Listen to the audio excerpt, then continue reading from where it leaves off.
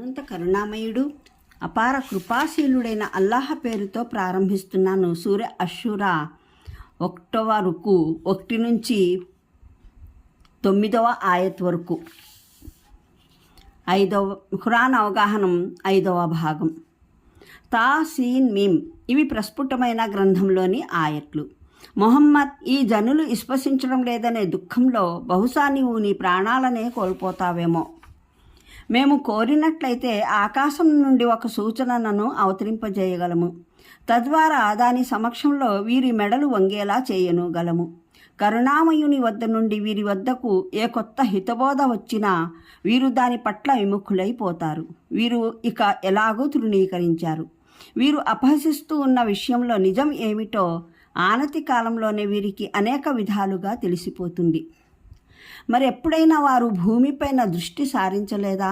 మేము ఎంత విరివిగా అన్ని రకాల శ్రేష్టమైన వృక్షరాశుల్ని ఇందులో పుట్టించామో. నిస్సందేహంగా ఇందులో ఒక సూచన ఉంది, కానీ వీరిలో బహుదా అంగీకరించేవారు కారు. వాస్తవానికి నీ ప్రభువు మహాబలోపేతుడు, కరుణాధనుడు కూడా. 1వ వివరణ. అంటే ఈ సూరాలో అందజేయబడుతున్న ఆయట్లు ఒక గ్రంథంలోనివి. అది తన ఉద్దేశాన్ని అతిస్పష్టంగా వ్యక్తం చేసే గ్రంథం. దాన్ని చదివి లేదా విని ఏ వ్యక్తి అయినా ఇట్టే తెలుసుకోగలడు. అది దేన్ని గురించి పిలుపునిస్తున్నదో, దేన్ని వారిస్తున్నదో, దేన్ని సత్యమని మరి దేన్ని అసత్యమని ఘోషిస్తున్నదో నమ్మడం నమ్మకపోవడం అన్నది వేరే విషయం. కానీ ఏ వ్యక్తి అయినా సరే తనకు ఈ గ్రంథంలోని బోధనలు అర్థం కాలేదని, ఇది దేన్ని వదిలిపెట్టమని దేన్ని స్వీకరించమని పిలుపునిస్తున్నదో, తనకు దీని ద్వారా అర్థమే కాలేదని మాత్రం సాకులు చెప్పలేడు. ఖురాన్ని ప్రస్ఫుటమైన గ్రంథం అనడంలో మరో భావం కూడా ఇమిడి ఉంది. ఈ గ్రంథం దైవ గ్రంథం అవడం అన్నది తేటతెల్లమైన బట్టబయలైన విషయం. దీని భాష, దీని భావం, ఇందులోని విషయాలు, ఇది ముందుంచే సత్యాలు, దీని అవతరణ పరిస్థితులు అన్నీ ప్రస్ఫుటంగా నిదర్శనమై నిలుస్తున్నాయి. ఇది ఇస్పప్రభు పంపిన గ్రంథమే అని. ఈ విషయం దృష్ట్యా ఈ గ్రంథంలో వచ్చిన ప్రతి వచనం ఒక సూచన, ఒక మహిమ ఆయత్. ఎవరైనా తన బుద్ధిని వివేకాన్ని వినియోగించినట్లయితే అతడు మహానీయ మొహమ్మద్ సల్లల్లాహు అలైహి వసల్లం దైవ దౌత్యాన్ని విశ్వసించడానికి మరే ఇతర సూచన అవసరం లేదు. ప్రస్ఫుటమైన గ్రంథంలోని ఈ ఆయట్లు, సూచనలు అతన్ని సంతృప్తపరచడానికి చాలు. ఈ క్లుప్తమైన తొలి పలుకు వంటి వాక్యం పైన ఉదాహరించిన 2 అర్థాల రీత్యా మున్ముందు ఈ సూరాలో రాబోతున్న విషయానికి పూర్తిగా ఔచిత్యం కలిగి ఉంది. మక్కా తిరస్కారులు ప్రవక్త మహానీయులుని సల్లల్లాహు అలైహి వసల్లం మహిమ చూపమని కోరేవారు. ఆ సూచనను చూడటం ద్వారానైనా ఈ సందేశాన్ని ఆయన నిజంగానే దైవం వద్ద నుండి అందజేస్తున్నారన్న సంతృప్తి తమకు కలుగుతుందని అడిగేవారు. సమాధానంగా ఇలా చెప్పడం జరిగింది: నిజంగానే ఎవరైనా విశ్వసించడానికి సూచనలను కోరినట్లయితే ప్రస్ఫుటమైన ఈ గ్రంథ వచనాలు ఇదో మీ ముందున్నాయి. అదేవిధంగా తిరస్కారులు ప్రవక్త మహానీయుల్ని సల్లల్లాహు అలైహి వసల్లంని కవి అని, జ్యోతిష్కులని నిందించేవారు. వారికి సమాధానంగా ఈ గ్రంథం ఏదో అర్థం కాని నుడికట్టు కాదు, అతి స్పష్టంగా తన బోధనల్ని విడమర్చి మరీ ముందుంచుతోంది. మీరే చూసుకోవచ్చు, ఈ బోధనలు ఒక కవి లేదా జ్యోతిష్కుడు చెప్పే వచనాలేనా అని. దైవ ప్రవక్త సల్లల్లాహు అలైహి వసల్లం లోనై ఉన్న ఈ స్థితిని దివ్య ఖురాన్లో పలు చోట్ల ప్రస్తావించడం జరిగింది. ఉదాహరణకు కహఫ్ సూరాలో వారు ఈ బోధనలను విశ్వసించకపోతే ఆ బాధతో వీరి వెనకాల బహుశా నీవు నీ ప్రాణాలనే ధారపోస్తావేమో ఆయత్ 6 అని, ఫాతిర్ సూరాలో ప్రవక్త అనవసరంగా నీ ప్రాణాలు ఈ జనుల కోసం బాధతో విచారంతో కుమిలిపోరాడు అయితే ఆయత్ 8 కాని అని ఉంది.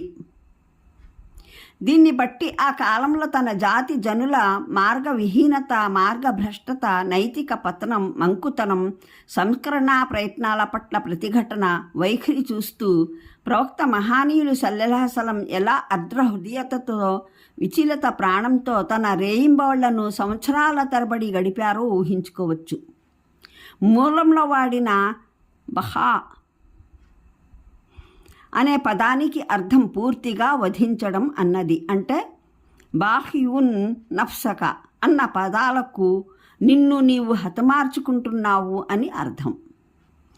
అంటే తిరస్కారులందరినీ విశ్వాసం, విధేయతల వైఖరిని అవలంబించేందుకు యువసులు చేసే ఏదైనా సూచనలను అవతరింపజేయడం అల్లాహకు ఏమంత కష్టమైన పని కాదు. ఆయన అలా చేయడం లేదంటే ఆ పని ఆయన శక్తి సామర్థ్యాలకు మించిన పని అని అర్థం కాదు. దీనికి అసలు కారణం ఇటువంటి బలవంతపు విశ్వాసం ఆయన కోరడం లేదు. జనులు బుద్ధి వివేకాలను ఉపయోగించి దైవగ్రంథంలో పేర్కొన్న సూచన ఆయట్ల సహాయంతో సత్యాన్ని గుర్తించాలని ఆయన కోరుతున్నాడు. ఆ సూచనలు విశ్వమంతటా విస్తరించి ఉన్నాయి. స్వయంగా మానవుల ఉనికిలోనూ అవి కానవస్తాయి. అప్పుడు దైవ ప్రవక్తలు అందజేసేదే నిజంగా సత్యమని వారి హృదయాలు సాక్ష్యం పలికితే, ఈ సత్యానికి వ్యతిరేకమైన నమ్మకాలు, చలామణిలో ఉన్న విధానాలు అన్నీ అసత్యాలని వారికి నమ్మకం కలిగితే, బాగా ఆలోచించి అర్థం చేసుకుని ఆ అసత్యాన్ని వదిలిపెట్టాలి, సత్యాన్ని అవలంబించాలి. ఈ స్వేచ్ఛాయుత విశ్వాసం, మిథ్యా విసర్జన, సత్యాను అనుసరణలనే అల్లాహ్ మానవుని ద్వారా కోరుతున్నాడు. ఈ కారణంగానే ఆయన మానవునికి నిర్ణయించుకునే, అనుసరించే స్వేచ్ఛనిచ్చాడు. ఈ కారణంగానే ఆయన మానవునికి సరైన మార్గం లేదా అపమార్గం దేన్నైనా అనుసరించగలిగే స్వేచ్ఛ, సామర్థ్యం ఇచ్చాడు. ఈ కారణంగానే ఆయన మానవునిలో మంచి, చెడు రెండూ ప్రవృత్తులు పెట్టాడు. ధర్మోల్లంఘన, ధర్మనిష్ట రెండు మార్గాలు అతని ఎదుట తెరిచిపెట్టాడు. శైతాన్కు దారి తప్పించే స్వేచ్ఛనిచ్చాడు. దైవదౌత్యం, వహీ, శుభ సందేశ విధానాన్ని రుజుమార్గం చూపడానికి నెలకొల్పాడు. మానవునికి తన మార్గాన్ని ఎన్నుకునేందుకు సముచితమైన శక్తి సామర్థ్యాలని ప్రసాదించి పరీక్షాస్థానంలో నిలబెట్టాడు. ఇక మానవుడు తిరస్కారం, అపరాధాల మార్గం అవలంబిస్తాడా లేదా విశ్వాసం, విధేయత మార్గాన్ని పాటిస్తాడా అన్నదే ఈ పరీక్ష. అల్లాహ్ ఏదైనా ఉపాయం ద్వారా మనిషిని బలవంతాన విశ్వాసం, విధేయత మార్గాన నడిపించినట్లయితే ఈ పరీక్ష ఉద్దేశ్యమే వమ్మైపోతుంది. బలవంతపు విశ్వాసం అభిలషణీయమైతే సూచనలు అవతరింపజేసి వాటిని తప్పక అనుసరింపజేసే అవసరమేముంటుంది? మనిషిని అల్లాహ్ ప్రకృతి సహజంగానే తిరస్కారం, ఆజ్ఞోల్లంఘన, చెడు అసలు సాధ్యమే కానటువంటి రూపంలో పుట్టించి ఉండేవాడు. దైవదూతల్లా మానవుడు కూడా జన్మతః విధేయుడి ఉండేవాడు. ఈ యథార్థాన్ని విభిన్న సందర్భాలలో దివ్య ఖురాన్లో సూచించడం జరిగింది. ఉదాహరణకు, నీ ప్రభువేక్ష అయినట్లయితే భూమిపై నివసించే వారందరూ విశ్వసించి ఉండేవారు. అలాంటప్పుడు నీవు విశ్వాసులే అవ్వాలని అందరినీ బలవంతం చేస్తావా? యూనుస్ సూరా 99వ ఆయత్. మరో చోట, నిస్సందేహంగా నీ ప్రభువు కోరినట్లయితే మానవులనందరినీ ఒకే సముదాయంగా చేయగలిగేవాడే. కానీ ఇకనేమో వారు విభిన్న విధానాలనే ఆచరిస్తూ ఉంటారు. అయితే నీ ప్రభువు కారుణ్యం ప్రాప్తించిన వారే మార్గవిహీనతల నుండి రక్షింపబడతారు.